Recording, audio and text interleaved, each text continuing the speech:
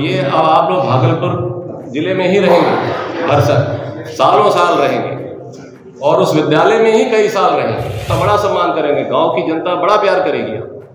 तो उसमें कोई दो राय, विद्यालय सबके गांव में ही है ना, किसी का शहर तो नहीं लग गया। कंप्यूटर को हमने मना कर दिया था, शहर नहीं लगा, ठीक है। और ये भी कह दिया है आप लोगों को कि गांव में नहीं रह सकते हैं, तो यहाँ जगह नहीं है आप, तो सब गांव में रहने को तैयार है ना।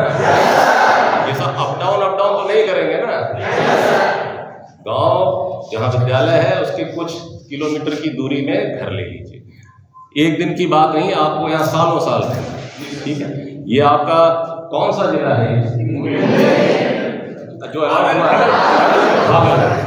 तो ये अब आप लोग भागलपुर जिले में ही रहेंगे, हर सालों साल रहेंगे और उस विद्यालय में ही कई साल रहेंगे। तो इसलिए आपका फर्ज बनता है कि आप वहीं पे अपना आसरा जमा लें। आज मैं आ रहा था, शायद बांका जिले की बात थी, भागलपुर दो जिलों के मैंने स्कूल देखे। एक जगह तो प्रिंसिपल इतने उत्साह से आपका स्वागत कर रहे थे कि आपके बीपीएससी के जो 4 टीचर ज्वाइन किए थे, उन्होंने विद्यालय के बगल में ही घर उनको दिलवा दिया बात करके। तो आप चिंता ना करें, गांव के लोग, मुखिया जी, विद्यालय के लोग आपका ठहरने का बंदोबस्त कर देंगे। गांव वाले तो बड़ा सम्मान करते हैं कि हमारे गांव में, हमारे घर में टीचर खुद रहे, और इसकी आपके प्रोफेशन में आपको जानकारी पता नहीं है कि नहीं, बड़ा सम्मान मिलता है। अगर आप बच्चों को ठीक से पढ़ाएंगे उनके अभिभावक आपका बड़ा सम्मान करेंगे, गांव की जनता बड़ा प्यार करेगी।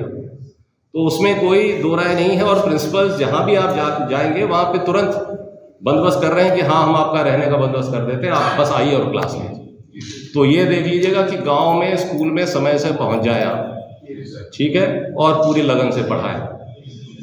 उस बच्चे को ध्यान दें जो मेन स्ट्रीम से बाहर जा रहा है।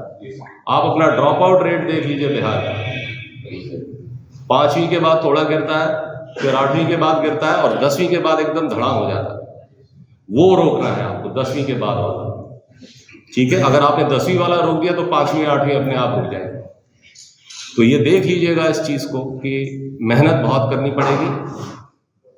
टीचिंग को एक प्रोफेशन के अलावा आपने अपना एक, यूं कहिए कि एक पैशन भी समझ लेना है। पैशन जो समझते हैं कि आपका जोश, जुनून, ये भी होना चाहिए, ठीक। मैं बस यही इतनी दूर से आपको कहने आया था, ये दोनों बातें, कि मुझे बड़ा अच्छा लग रहा है कि आप लोग मोटिवेटेड हैं और ट्रेंड हो गए हैं।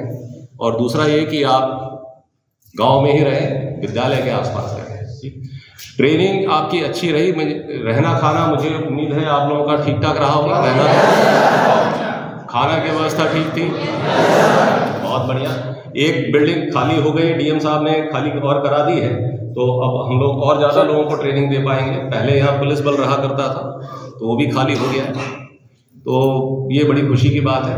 बाकी आपकी सैलरी हम लोग समय से देने की हमने बात कही थी, तो 7 दिसंबर से पहले हमने अपने लोग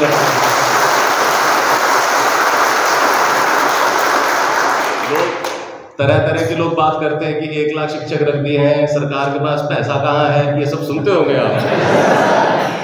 पता नहीं किसने उड़ाया है। आपको तनख्वाह टाइम से मिल जाएगी, ठीक है, और हर महीने मिलेगी।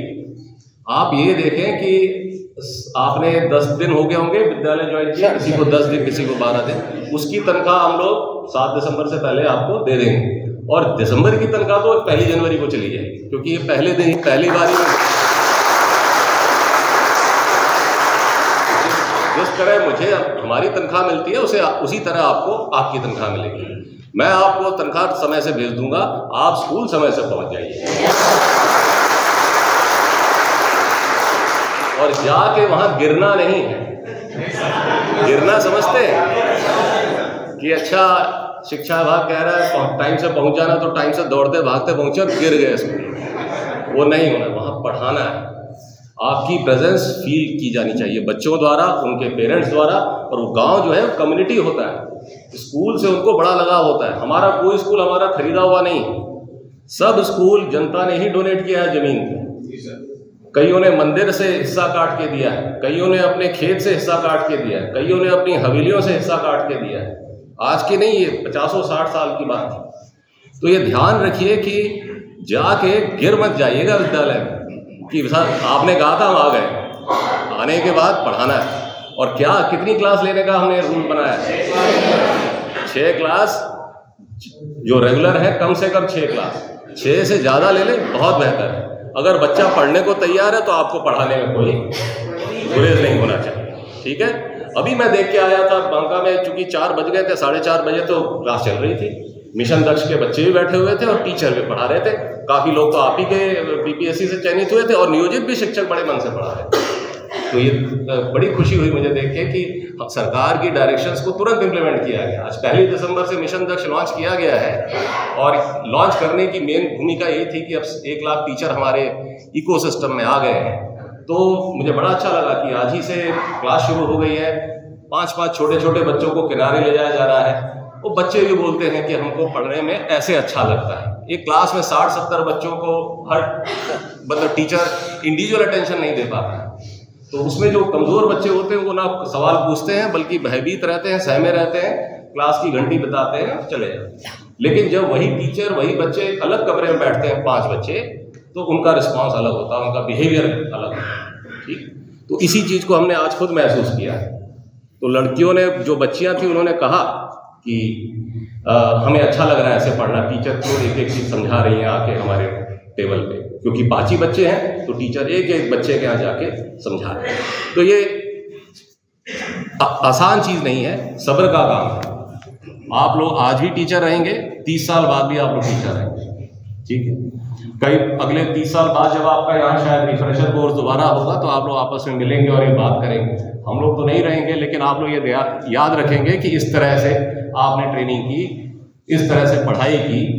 ये जो 1 लाख टीचर अभी आप लोग आ गए और 1 लाख टीचर और दिसंबर के अंत तक आ जाएंगे, जैसा अगर बीपीएससी रिजल्ट निकाल देती है। दूसरे राउंड की जानकारी तो होगी, आप में से कई लोगों ने डाला होगा, अप्लाई किया होगा, ठीक, अच्छी बात। तो दूसरा राउंड भी आ जाएगा तो 1 लाख टीचर और आ जाएंगे। ये 2 लाख टीचर एक गेम चेंजर साबित होंगे। और शिक्षा में कोई भी चेंज तुरंत नहीं दिखेगा, 10 साल बाद दिखेगा। हम लोग नहीं रहेंगे लेकिन आप लोग रहेंगे और आप लोग महसूस करेंगे उस चीज़ को कि हमने पहले, आप लोग में से अधिकांश तो बिहार के ही हैं, तो आप देखिएगा कि कैसे गांव का बिहेवियर चेंज होता है अगर शिक्षा ठीक से दे दी। आप लोग पीढ़ियां बनाते हैं और आप चाहें तो पीढ़ियां बर्बाद भी कर सकते हैं। अगर आप नहीं पढ़ाएंगे तो पीढ़ियां की पीढ़ियां बर्बाद हो जाती हैं, ठीक है। तो मुझे बड़ा खुशी हो रही है देख के कि आप लोग पूरे जोश में हैं।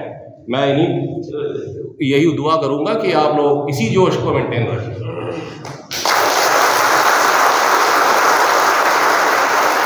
आप आज शिक्षक हैं, 30 साल बाद भी शिक्षक ही रहेंगे। इसमें कोई ये नहीं होना चाहिए कि साहब हम अरे जो आज डॉक्टर है 30 साल बाद भी डॉक्टर ही रहेंगे, ठीक। तो आपके 2 प्रोफेशन, डॉक्टर का और शिक्षक का, ये अन्य प्रोफेशन से थोड़ा सा और बड़ी भगवान की नज़र से आप दोनों प्रोफेशंस को देखा जाता है, ठीक है। बच्चे और अभिभावक आपको बड़ा सम्मान देंगे। अगर आप अच्छे टीचर साबित होंगे तो बहुत प्यार मिलेगा। तो मैं बस इन्हीं बातों के साथ अपनी बात समाप्त करता हूँ और मैं जिलाधिकारी महोदय से भी अनुरोध करूँगा कि वो आपको एड्रेस करें। Thank you.